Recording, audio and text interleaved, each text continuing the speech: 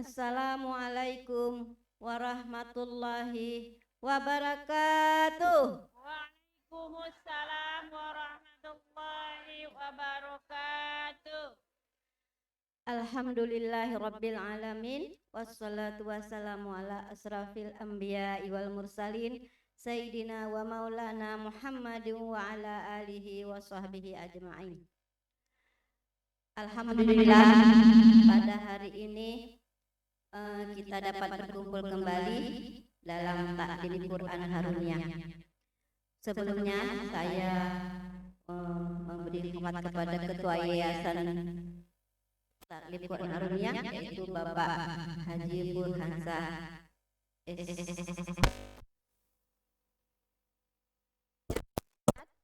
Ibu Ketua Majelis Taklim Quran Haruniyah, Ibu Ipa Laila SHMH,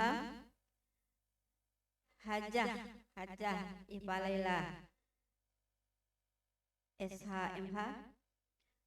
Yang terhormat Ibu Ida Laila SPD sebagai penceramah kita pada hari ini, dan ibu-ibu dari pengajian yang tampil pada hari ini, yaitu dari kelompok Ahwatul Muslimah yang dipimpin oleh Ibu Ramlah, dan ibu-ibu yang hadir pada hari ini. Sehat-sehat semuanya ibu-ibu? Alhamdulillah sehat. Alhamdulillah. Semoga langkah ibu-ibu datang ke sini memang dirahmati oleh Allah Subhanahu wa taala.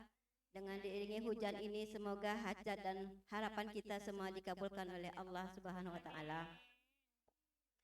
Jangan lupa ibu-ibu untuk like, share dan subscribe supaya semoga channel kita ini tetap berlanjut setiap Sabtunya. Untuk memulai ini, oh ya, pada Pak Umar, alhamdulillah Pak Umar pakai baju merah putih ya Pak Umar. Semoga bersemangat Pak Umar walaupun satu orang yang datang, amin. Untuk mempersingkat waktu, marilah kita sama-sama dengarkan pengajian dari Ahwatul Muslimah yang akan membawakan lagu pada hari ini berjudul Proklamasi Kemerdekaan Indonesia yang dipimpin oleh Ibu Ramlah. Kepada ibu-ibu pengajian Ahwatul Muslimah kami persilakan.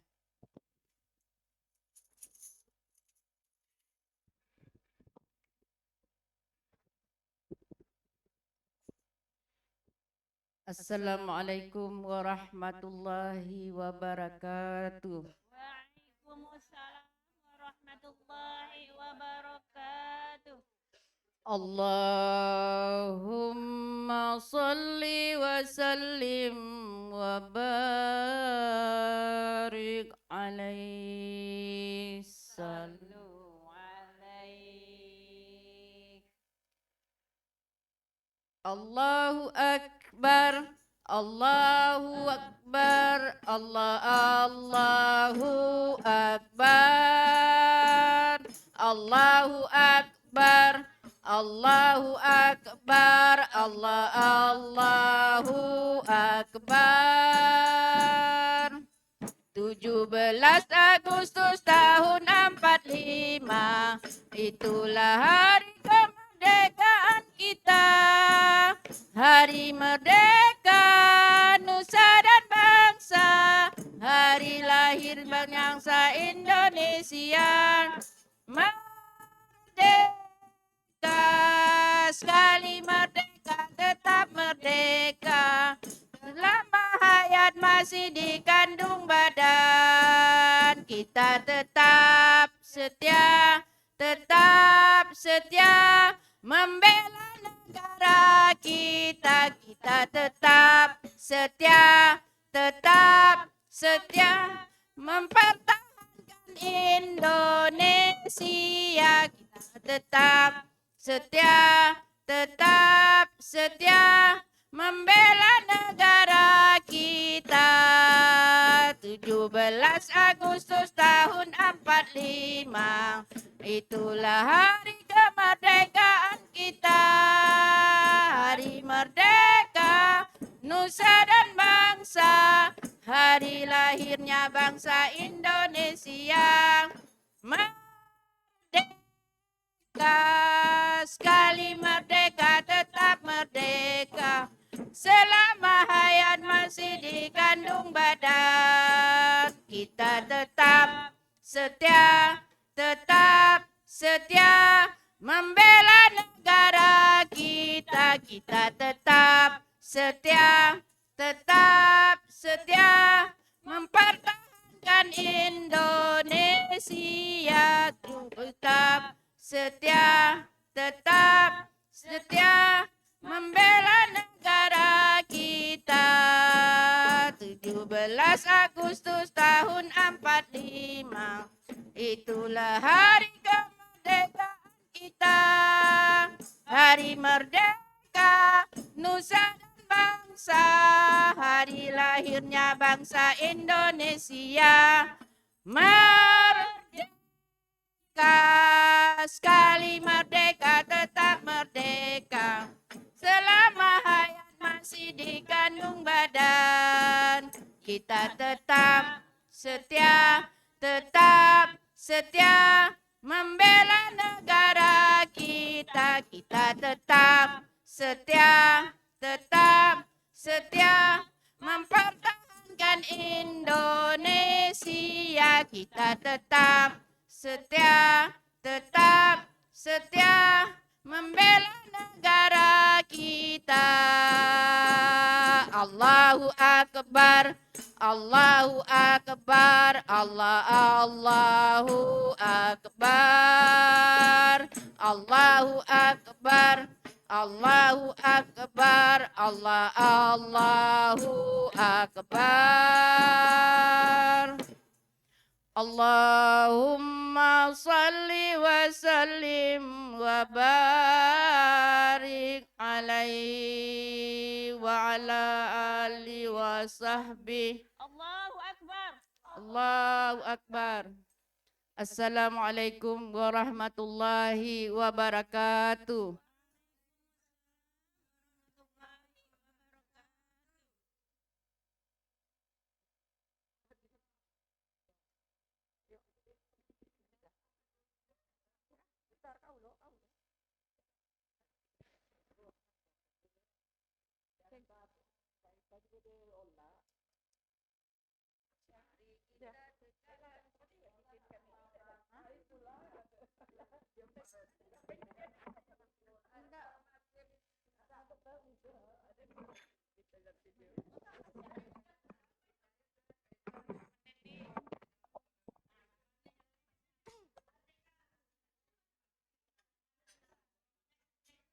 Udah semangat Bu dengar lagu Merdeka?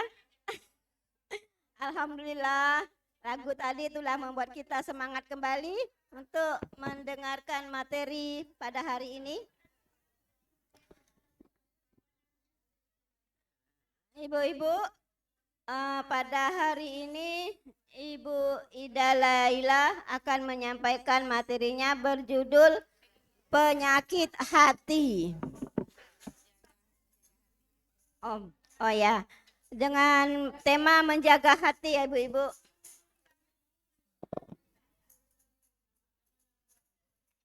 Semoga materi yang akan disampaikan hari ini oleh Ibu Ida Laila SPD akan menambah ilmu buat kita, akan kita terapkan kehidupan kita sehari-hari. Untuk selanjutnya kami persilakan kepada Ibu Ida Laila.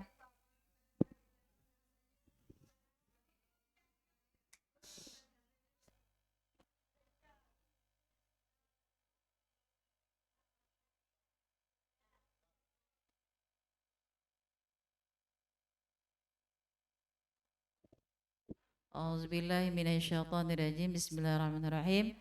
Assalamualaikum warahmatullahi wabarakatuh.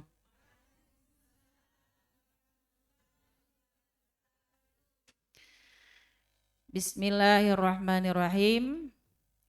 Alhamdulillahirabbil alamin, wassalatu wassalamu ala asyrafil anbiya'i wal mursalin, Sayyidina wa maulana Muhammad wa ala alihi wa sahbihi ajma'in. Asyhadu an la ilaha illallah وأشهد أن محمدا عبده ورسوله اللهم صل على سيدنا محمد وعلى آل سيدنا محمد ربي اشرح لي صدري ويسر لي أمري واحلل عقدة من لساني يفقه قولي برحمتك يا أرحم الراحمين.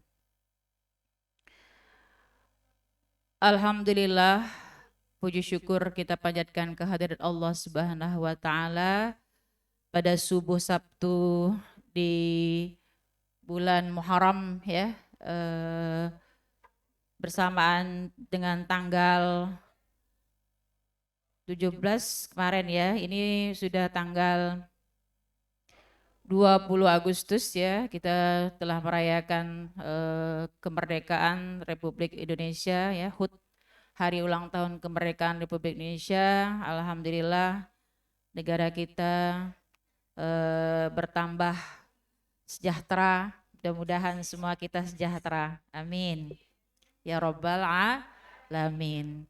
Karena baru saja tadi kita dengarkan ibu-ibu dari Majelis Taklim Akhawatul Muslimah menyanyikan lagu tentang kemerdekaan Indonesia ya, 17 Agustus ya, begitu semangat melantunkan salawat, bukan salawat, lagu ya, yang bertemakan 17 Agustus dibawakan dengan nada kasidah yang sangat memberikan semangat kepada kita, sehingga kita bersyukur kepada Allah bahwa negeri kita sudah merdeka selama berapa tahun Ibu? Iya, 77 tahun. Alhamdulillah ya, karena memang negara yang merdeka itu lebih berdaulat daripada negara yang tidak merdeka. Dan 77 tahun ini bukanlah waktu yang sebentar. Kita sudah menikmati dari orang tua kita, sampailah kita saat ini, sampailah anak-anak kita, dan mudah-mudahan generasi kita ke depan, negeri kita ini akan semakin lebih baik. Amin ya Rabbal Alamin. Ibu-ibu jamaah subuh Taklim Quran Haruniyah yang saya banggakan, Ibu moderator Dr. Anda Ajizah, apa kabar Ibu? Baik ya. Ibu-ibu semua apa kabarnya? Baik ya ibu-ibu. Alhamdulillah, semoga selalu diberikan oleh Allah Subhanahu wa Ta'ala kesehatan kita semua dan keluarga, dan kita diberi penambahan ilmu dan keberkahan ilmu serta keberkahan rezeki yang memang itulah menjadi harapan kita di hadapan Allah Subhanahu wa Ta'ala. Dengan bertambahnya umur, bertambah pula keimanan kita, bertambah pula amal soleh kita, bertambah pula rezeki kita. Amin ya Rabbal Alamin. Sehingga kita dapat melakukan aktivitas-aktivitas ibadah yang menjadi bekal untuk kita menuju Allah Subhanahu wa Ta'ala. Amin ya Rabbal Alamin. Ibu-ibu yang berbahagia dan dirahmati Allah, alhamdulillah pada subuh ini Ketua Majelis Taklim kita Ibu Hajah Iva Laila sudah kembali bersama-sama kita dan memberikan semangat kepada kita kembali untuk melaksanakan taklim Quran di setiap subuh Sabtu ini. Mudah-mudahan ibu-ibu kembali bersemangat, kita semua bersemangat dalam rangka dakwah Islamiyah ini, insya Allah. Mudah-mudahan Allah gerakkan hati kita dan kuatkan hati kita untuk bisa hadir dalam taklim menuntut ilmu ya, majelis ilmu seperti ini insya Allah. Baik ibu-ibu yang berbahagia dan dirahmati oleh Allah Subhanahu wa Ta'ala, dan juga bapak-bapak yang juga hadir pada hari ini, tema kita adalah tadi disebutkan oleh moderator tentang menjaga hati. Mengapa hati? Ibu-ibu punya hati? Ada hatinya?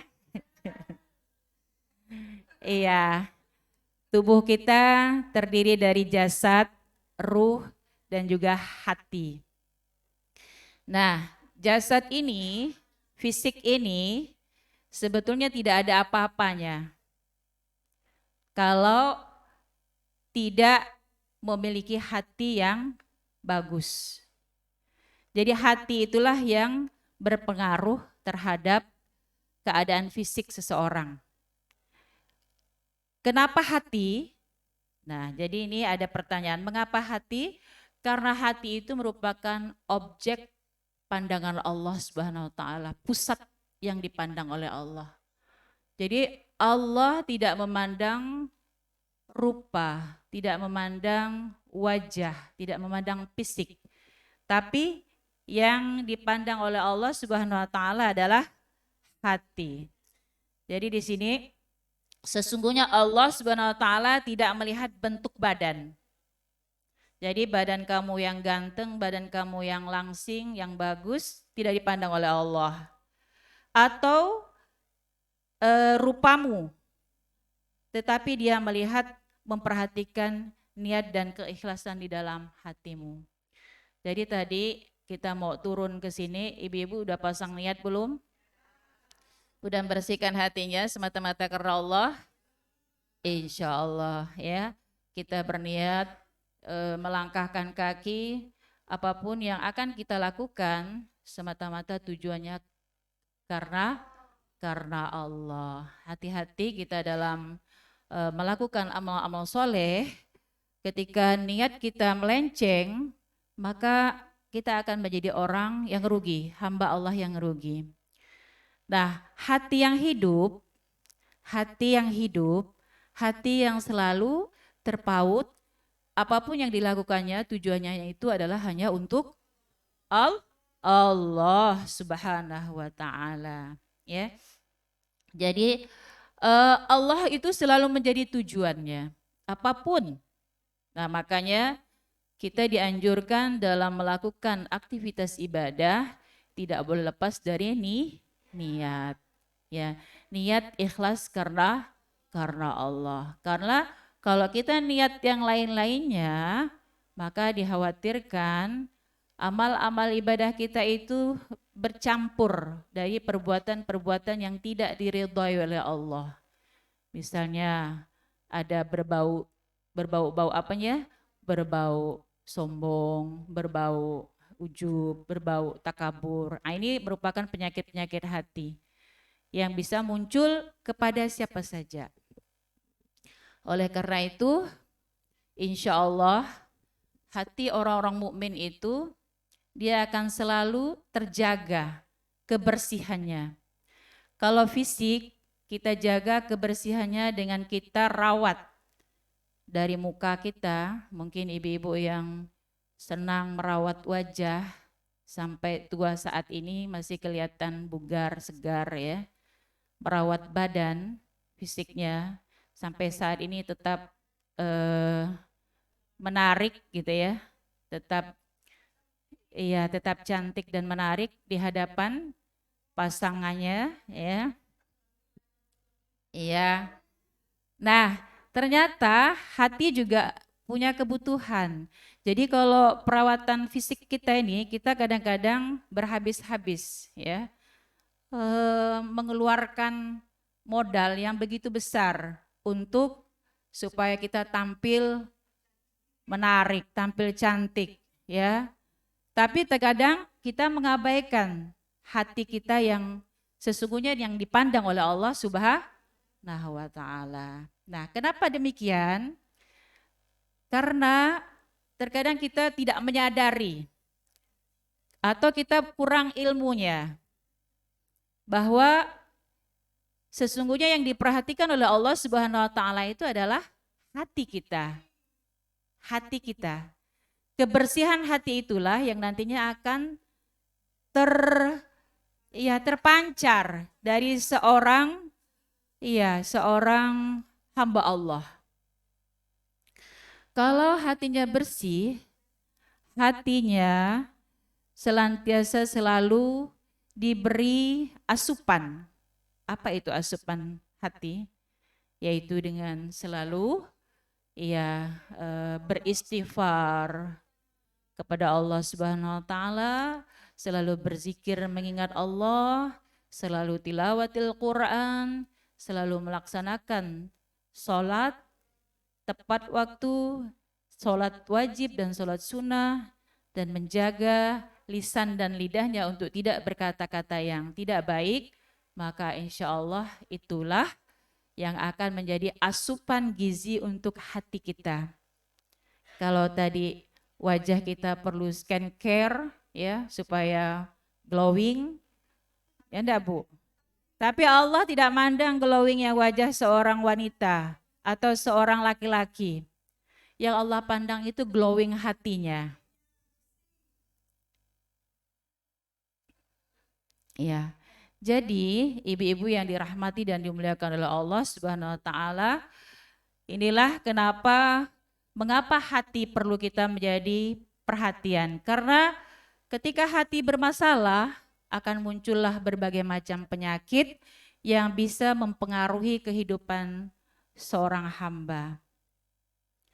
Penyakit-penyakit ini sangat besar pengaruhnya terhadap kehidupan kita di dunia maupun di akhirat.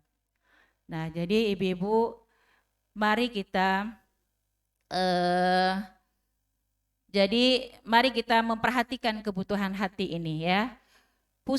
Jadi hati itu juga merupakan pusat kebaikan dan keburukan. Jadi ketika hati seseorang punya masalah, dia akan berimbas pada perilakunya. Ya, perilakunya yang menjadi terkadang kurang menyenangkan orang lain atau membuat orang menjadi tidak nyaman. Nah, ini akibat dari atau membuat orang sakit hati kepada seseorang tersebut karena dari hati yang buruk itu keluarlah kata-kata bahasa yang kadang-kadang tidak bisa dikontrol. Betul enggak Ibu? Nah, inilah maka perlu kita perhatikan hati kita ya. Berikutnya, pentingnya hati yang selamat. Kenapa hati kita itu selamat? Hati yang selamat itu dinamakan dengan qalbun salim. Hati yang mati itu qalbun mayit. Ya. Kemudian ada lagi hati yang berpenyakit. Nah, hati yang berpenyakit nanti akan kita bicarakan di sini dulu adalah hati yang selamat. Jadi ibaratnya begini Ibu. Kalau kita berjalan, kalau menurut para para salafus saleh ya, kita berjalan memerlukan kaki di dunia ini. Ibu-ibu kalau berjalan pakai apa? Bisa sampai ke masjid ini pakai apa Bu?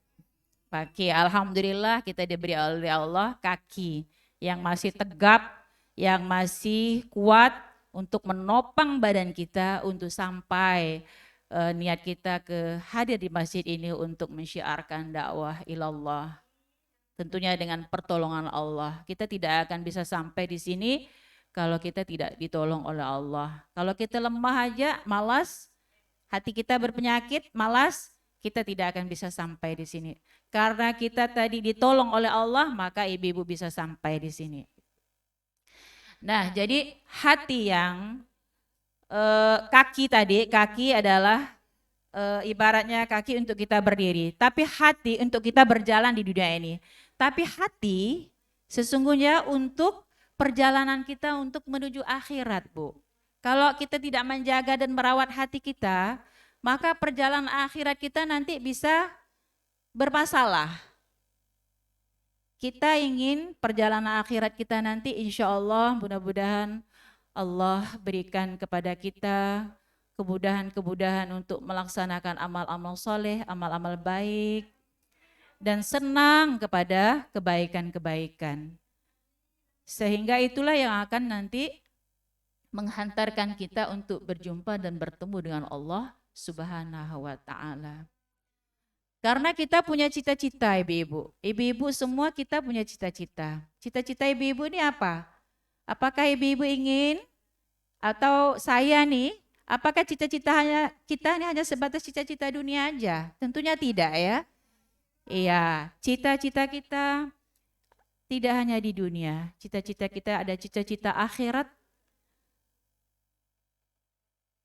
Cita-cita akhirat inilah yang sangat kita harus prioritaskan selain cita-cita dunia. Kalau kita ditanya, anak-anak kita ditanya, anak-anak biasanya murid-murid kita, apa cita-citamu nak?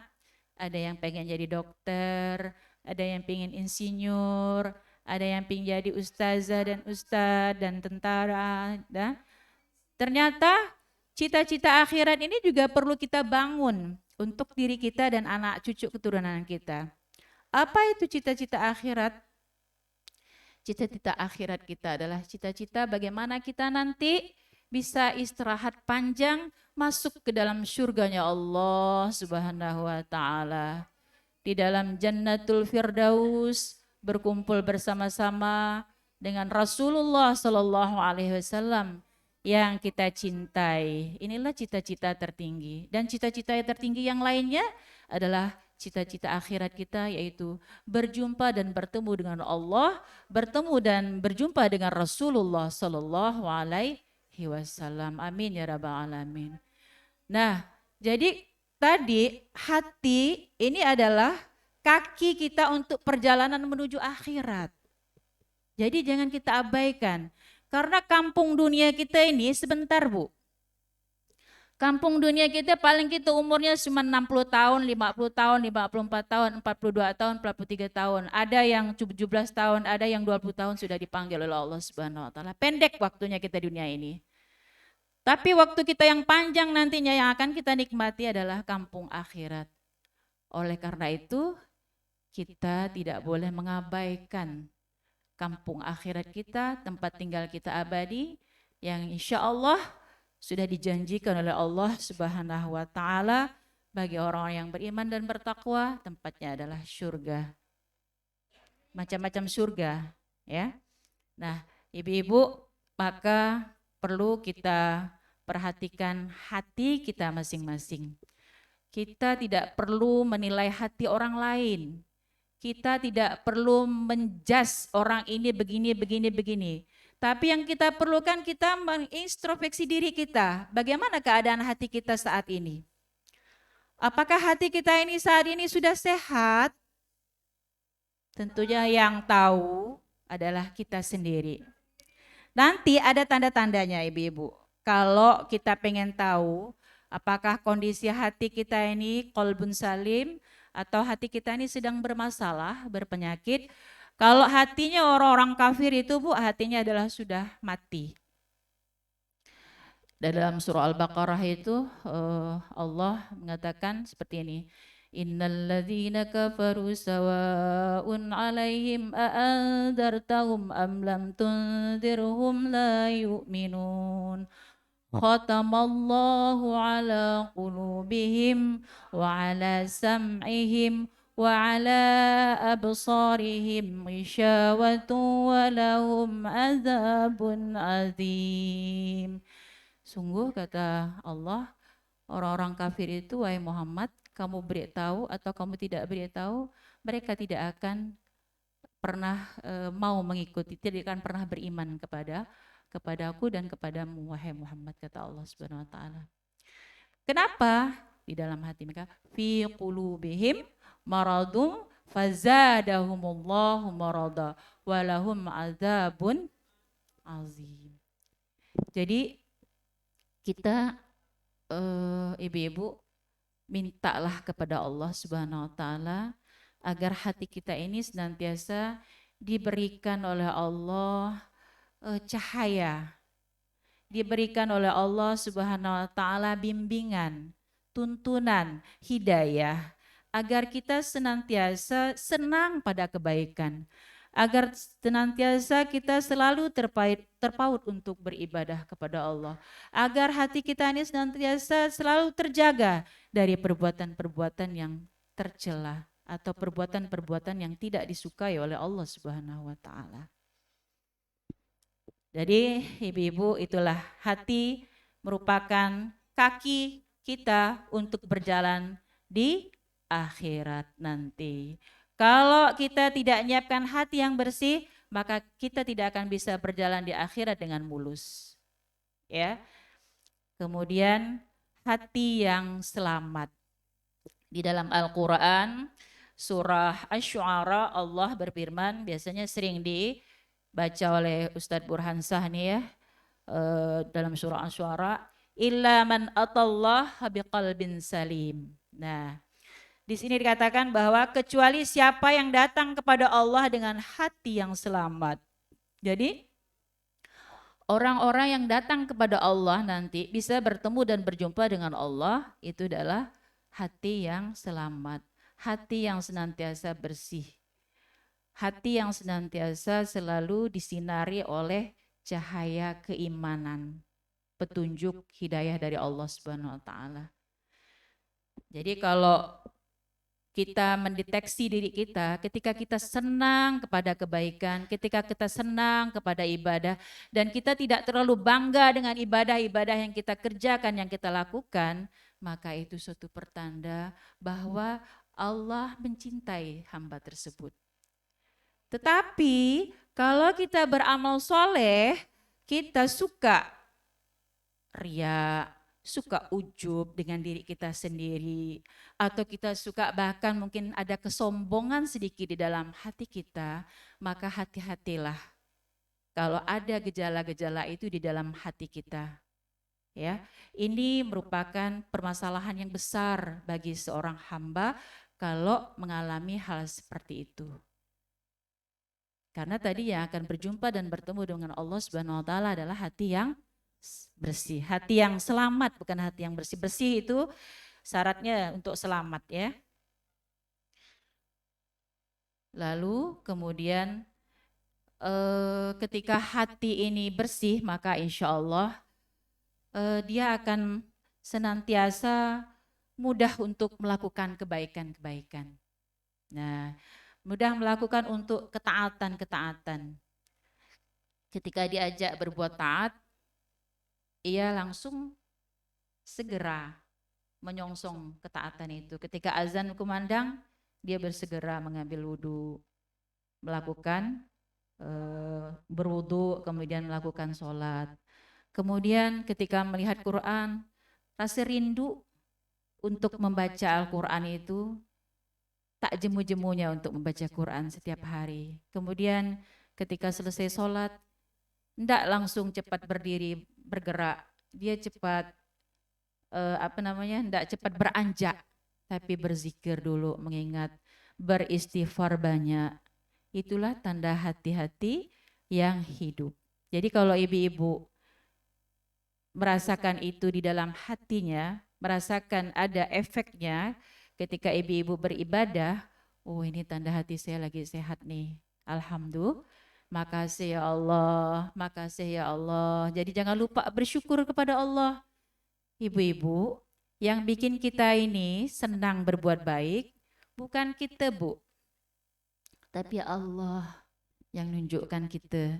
Ibu-ibu senang pergi pengajian, ibu senang baca Quran, ibu senang baca salawat, ibu senang bersilaturahim. Kita nih semuanya senang untuk kebaikan. Ini yang menolong kita adalah Allah, karena kebersihan hati tadi. Jadi Allah tambah, Allah tambah, Allah tambah kesenangan kita berbuat baik itu. Dan tidak ada sedikit pun di dalam hatinya untuk merasa bangga dengan amal-amal solehnya. Itu hati-hati Bu. Jadi jangan mentang-mentang udah banyak melakukan kebaikan, lalu ada sedikit aja di dalam hatinya, aku nih mantap gak tadi malam banyak, aku nih tak tidur, baca Quran, ya mulai sholat berakaat-rakaat aku baca. Itu tidak bisa ini orang lain tidak tahu, yang tahu itu kita aja dengan Allah. Oleh karena itu ketika ada gejala-gejala seperti itu, cepat-cepatlah kita istighfar ya. Lanjut Bu. Tanda-tanda penyakit hati. Ibu-ibu mau enggak nih supaya kita terhindar nih ya. Pertama, tanda-tanda penyakit hati itu malas mengerjakan berbagai macam ketaatan. Disuruh nutup aurat, malas panas. Disuruh baca Quran, tadabur, malas mataku udah tak nampak. Ngantuk. Misalnya kan. Disuruh pergi ke taklim, malas, sibuk, di rumah banyak kerjaan. Nah, gitu dia jadinya. Ya, jadi itulah tanda penyakit hati ya, tanda-tanda. Jadi dia belum sampai kepada penyakitnya, tanda loh. Nah, tanda, Bu ya. Lalu ada tandanya malas mengerjakan berbagai macam ketaatan. Lalu yang keduanya, merasa segan dan berat hati berbuat kebaikan. Allah, nengok orang berbaik. Allah, macam itu ya, Bah. Dipublis-publis. Jadi sombong gitu ya. Allah, jadi menukan orang lain, meremehkan orang lain. Nah, orang yang hatinya seperti ini hati-hati, udah tanda. Macam dia tuh, gitu ya. Tapi ini yang tahu hanya dia dan Allah. Ini enggak tahu nih Bu, orang lain enggak tahu nih Bu. Maka kalau ada gejala itu kita cepat introspeksi. Lalu yang ketiga Ibu, sangat cinta kehidupan dunia tanpa mengingat akhiratnya. Hidupnya itu hanya dunia ya yang dipikirkannya. Tidak siap, tidak terlalu ngeh dengan persiapan akhiratnya. Bangun subuh langsung pergi kerja, tak ada nak sholat, tak ada nak apa-apa dulu. Ya. Kemudian balik kerja lagi tempat yang lain. Udah masuk zuhur, tinggalkan ya enggak apa-apa. Itu hati-hati. Berarti tanda hatinya lagi sedang penyakit ya. Jadi cinta dunia itu dari satu aktivitas ke aktivitas yang lain itu terus dikerjakan secara maraton tanpa mengingat akhirat. Hati-hati kita. Berarti kita sudah terjebak dalam tanda-tanda penyakitnya hati. Hati kita nih, bukan hati orang lain nih. Hati-hati, hati kita. Lalu yang keempat, yang menjadi biasanya tanda-tanda hati mulai berpenyakit itu lupa dengan mati. Jadi adanya kematian itu tidak membuat ia menjadi ada ibrah untuk diri dia. Adanya keluarga yang meninggal, teman, sahabat, kalau kita lihat di WA tuh ya, kadang-kadang innalillahi wa inna ilaihi rajiun. Rasanya sekarang tuh udah biasa aja ya Bu ya. Innalillah ya. Padahal ketika mendengar berita kematian seharusnya hati kita tuh, ya Allah, giliran orang nih ya, nanti giliran kita. Seharusnya itu menjadi ini juga buat kita, wanti-wanti buat kita, waspada buat kita. Sebentar lagi ini giliran orang lain, sebentar lagi mungkin ini giliran aku gitu ya. Jadi ketika melihat, kalau sekarang kan memang pengumuman kematian itu enggak lagi di masjid aja gitu ya. Kalau dulu di masjid, innalillahi wa inna ilaihi telah berpulang ke rahmatullah, masih sih sekarang ya, Syanu bin Syanu. Tapi sekarang ketika kita bangun tidur buka HP, dah ada tulisan astagfirullahaladzim. Jadi ada beberapa grup ya, kadang-kadang itu ada ucapan itu. Inilah yang sesungguhnya yang harus menjadi nasihat buat kita, bahwa umur kita ini sudah segini. Mau kemana lagi kita nih kalau kita tidak persiapan di akhirat kita. Jadi ibu-ibu, sebetulnya saya menasihat ini adalah untuk menasihati diri saya sendiri. Jadi insya Allah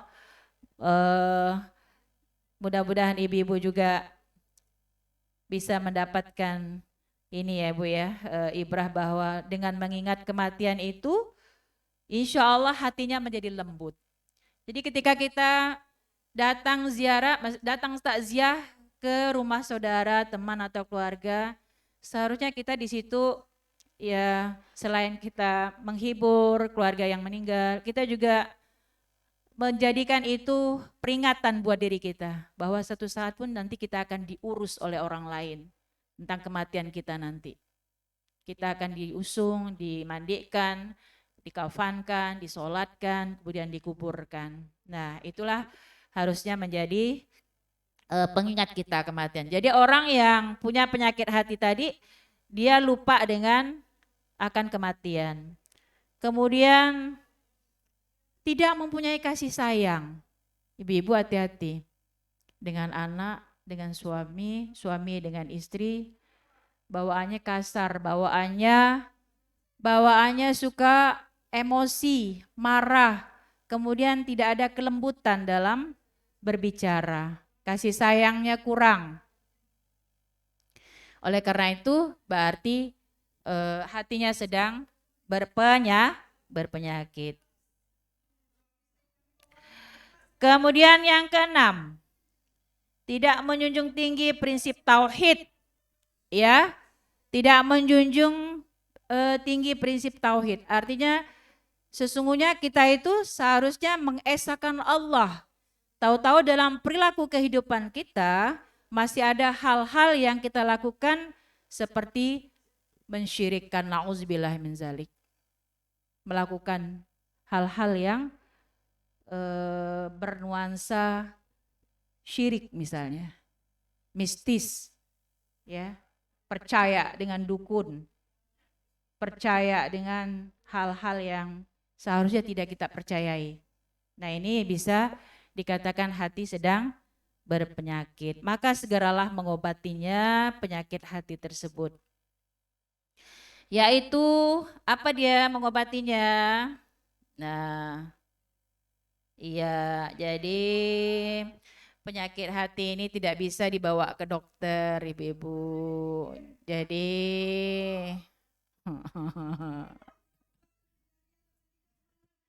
iya, penyakit hati tidak bisa diobati oleh dokter manapun, tapi yang bisa mengobati hati itu adalah kita sendiri.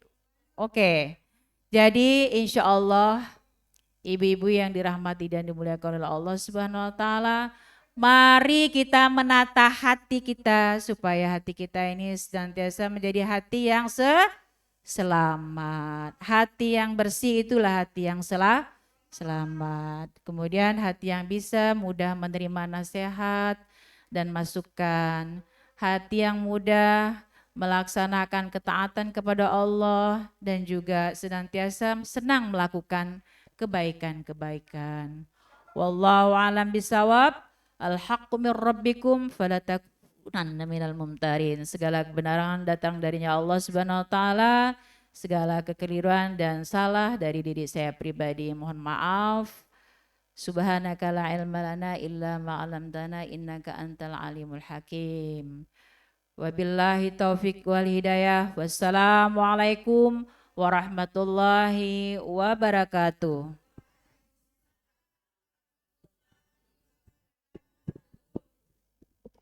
Terima kasih kepada Ibu Ida Laila SPD yang telah memberikan materinya pada hari ini, yaitu dengan tema menjaga hati. Ibu-ibu akan saya rekap dulu yang sudah disampaikan tadi, bahwa tubuh kita itu terdiri dari jasad, ruh, dan hati. Ruh tidak ada apa-apanya kalau hati kita ini buruk, ya ibu-ibu.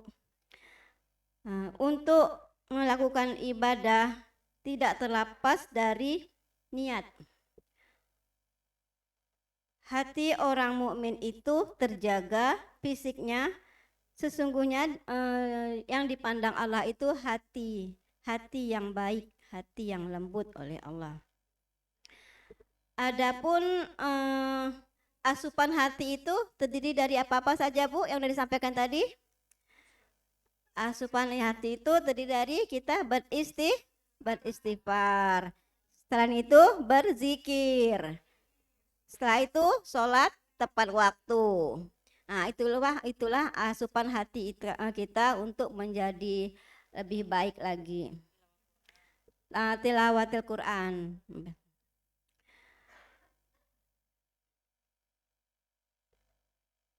Adapun hati ini ada 4 tadi, Ibu, ada 5 yang sudah saya catat, ibu-ibu, ya. Tanda-tanda penyakit hati itu, pertama, malas melakukan ketaatan. Kedua, merasa segan berbuat hati merasa segan dan berbuat hati untuk kebaikan. Pertama itu malas melakukan ketaatan. Kedua, merasa segan dan berbuat hati untuk kebaikan. Ketiga, sangat cinta kepada dunia, tidak memikirkan kehidupan akhirat. Keempat, lupa dengan mati. Dengan mengingat mati, hati kita menjadi lembut, ibu-ibu. Jadi yang kelima, tidak mempunyai kasih sayang terhadap keluarga, anak, istri. Jadi tema-tema kita hari ini mudah-mudahan dapat kita resapi semuanya, dapat kita laksanakan. Mudah-mudahan apa yang ada unek-unek dari ibu-ibu yang akan disampaikan nanti bisa di luar di sini, di luar acara ini. Ibu-ibu bisa hubungi lewat WA atau ketemu Ibu Ida langsung ya. Demikian dari saya. Mudah-mudahan acara kita hari ini selalu dalam lindungan Allah Subhanahu wa taala. Kita mendapatkan rahmat dari Allah Subhanahu wa taala. Amin amin amin ya rabbal alamin. Tidak juga lupa kepada kru-kru, semoga sehat selalu untuk mendampingi kita pada hari ini dan selanjutnya. Mudah-mudahan siap ya. Amin. Demikian dari saya, wabillahi taufiq wal hidayah. Wassalamualaikum warahmatullahi wabarakatuh.